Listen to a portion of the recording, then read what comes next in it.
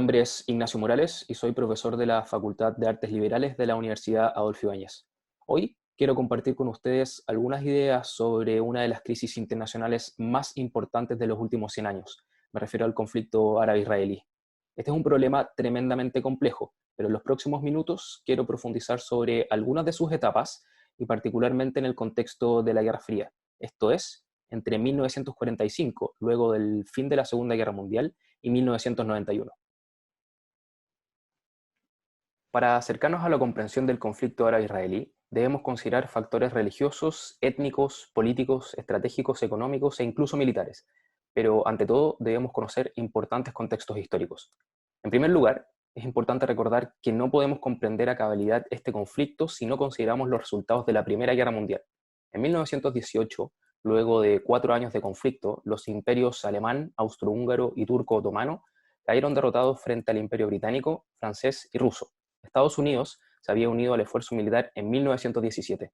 En este contexto, las fronteras políticas de Medio Oriente se reestructurarían de forma importante. Ya desde 1916, tanto británicos como franceses habían acordado de forma secreta dividir los territorios del Imperio Otomano. Así, nacían dos mandatos, el francés al norte, hoy Siria, el Líbano y una pequeña parte de Irak, y el británico al sur, hoy Israel, Palestina y gran parte de Irak. Los territorios en disputa, hoy el Estado de Israel y Palestina, quedaban bajo control internacional. Esto se mantendría en el tiempo hasta 1947, año en que las Naciones Unidas presentaran su denominado Plan de Partición. La ciudad de Jerusalén sería el centro de grandes tensiones y de violencia. Árabes y judíos peleaban por el control de lo que consideraban suyo. En segundo lugar, debemos recordar la importancia de Theodor Herzl, un periodista húngaro de origen judío, que luego de conocer la sistemática persecución de la cual eran víctimas miles de judíos en Europa, escribió uno de los textos más importantes para el judaísmo moderno, el Judenstaat o el Estado Nacional Judío. Esta publicación sentó las bases para el sionismo moderno y propuso la migración sistemática de judíos a la que consideraban su tierra prometida. Así, desde fines del siglo XIX y durante toda la primera mitad del siglo XX, miles de judíos migraron y se instalaron en un territorio que había sido controlado por turcos y luego por británicos. El mundo árabe reaccionaba con escepticismo y preocupación. El uso de la violencia era práctica cotidiana tanto para judíos como para palestinos. Este fue además el contexto de la Segunda Guerra Mundial y particularmente de los horrores del Holocausto. Luego de que los aliados derrotaran al régimen de Hitler y se conociera el sistemático exterminio de seres humanos en campos de concentración, la causa judía para la creación de un Estado nacional sería cada vez más fuerte. Para ello, el proyecto sionista contó con el apoyo de grandes aliados, no solo los británicos, sino que ahora de los Estados Unidos, la gran potencia vencedora de la guerra.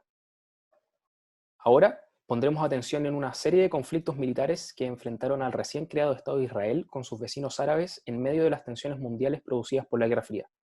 Estas guerras fueron tremendamente importantes para la historia reciente del Oriente Medio y se pelearon en 1948, 1956, 1967 y 1973. La Guerra del 48 puede ser entendida de dos perspectivas distintas. Para el mundo judío, esta representó la guerra por la independencia y se consolidó el 14 de mayo de aquel año, solo meses después del plan de partición ofrecido por las Naciones Unidas en 1947. Las comunidades judías ya instaladas en el territorio en disputa izaron por primera vez la bandera del Estado de Israel en la ciudad de Tel Aviv. Desde la perspectiva del mundo árabe, esta fecha se conoce como Al-Nakba o el desastre y representa la consolidación del proyecto sionista y la ilegítima ocupación de un territorio que le fue arrebatado de forma humillante. Esta guerra llegó a su fin luego de un armisticio firmado en 1949 y comenzó a consolidar el mapa de las fronteras del Estado de Israel respecto del mundo palestino. En este contexto, el rol del rey Abdullah de Jordania fue fundamental, logrando llegar a ciertos acuerdos territoriales con el recién fundado Estado de Israel. A pesar que el mundo árabe declaró la guerra en conjunto a Israel, la participación de Jordania en dicho conflicto fue más bien acotada. Esto mantendría una paz bastante tensa hasta 1956. La guerra de 1956 o crisis de Suez se explica a partir de una serie de contextos de marcada complejidad. En aquellos años, producto de un incipiente nacionalismo en Egipto, el poder del presidente Gamal Abdel Nasser se tradujo en una intención por industrializar su país y nacionalizar el importantísimo Canal de Suez. Este canal, que une al mar Mediterráneo con el Mar Rojo, fue construido en la década de 1860 por capitales franceses y británicos. Si el presidente Nasser lograba nacionalizarlo, esto ponía en riesgo el control de ambas potencias sobre el canal, y tanto para París como para Londres, esto resultaba ser inaceptable. Ambas potencias junto a Israel acordaron secretamente atacar Egipto si Nasser decidía nacionalizar el canal. De esta forma, una guerra podría proyectar los intereses de franceses y británicos en Oriente Medio y además permitiría a Israel consolidar sus fronteras políticas, problema que se mantenía abierto desde el armisticio de 1949.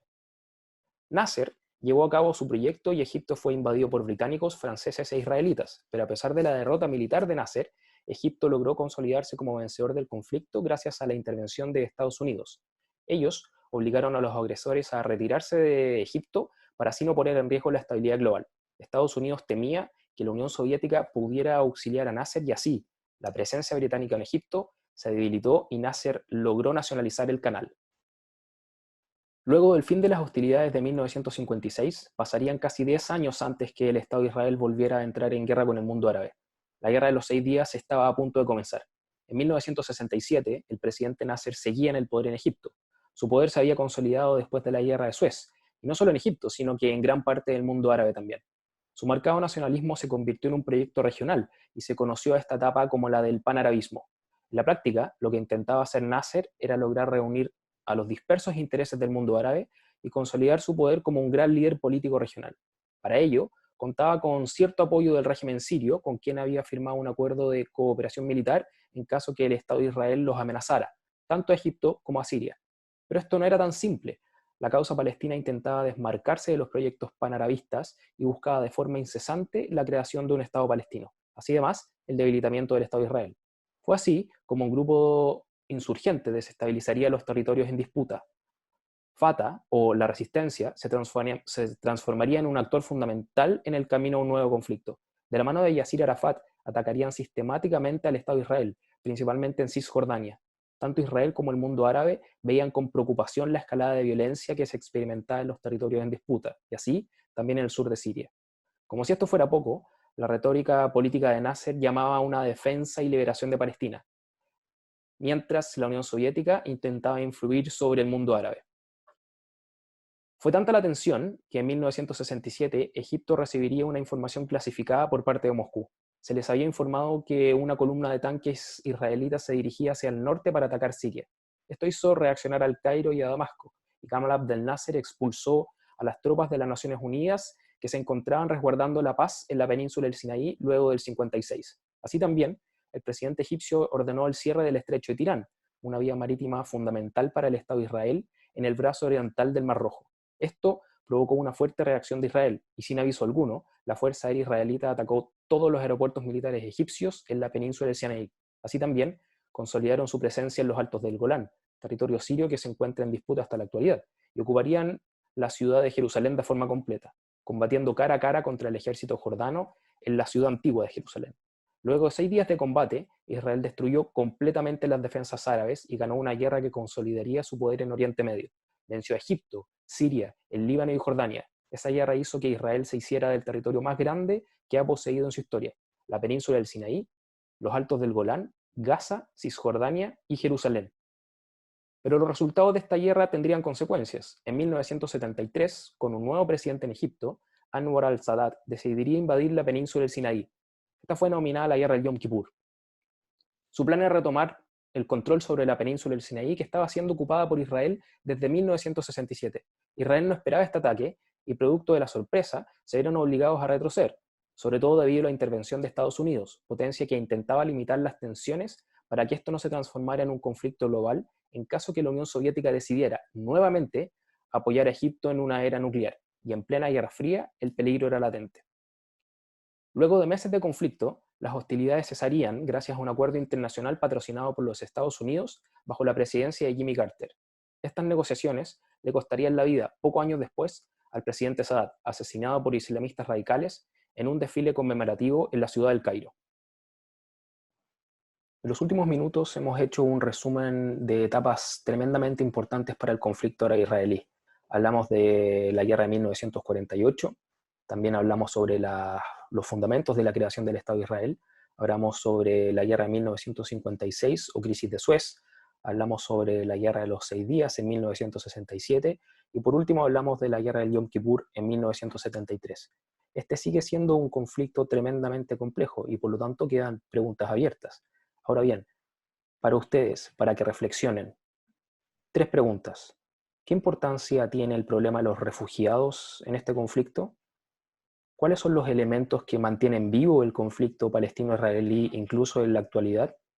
Y por último, ¿cuáles fueron los conflictos que siguieron a la guerra del Yom Kippur en 1973?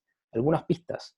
1982 es una fecha importante, 1987 es una fecha importante, la década de los 90 también estuvo plagada de acuerdos de paz y el inicio del siglo XXI también ha marcado o marcó un incesante traspié permanente en las negociaciones por lograr un acuerdo de paz.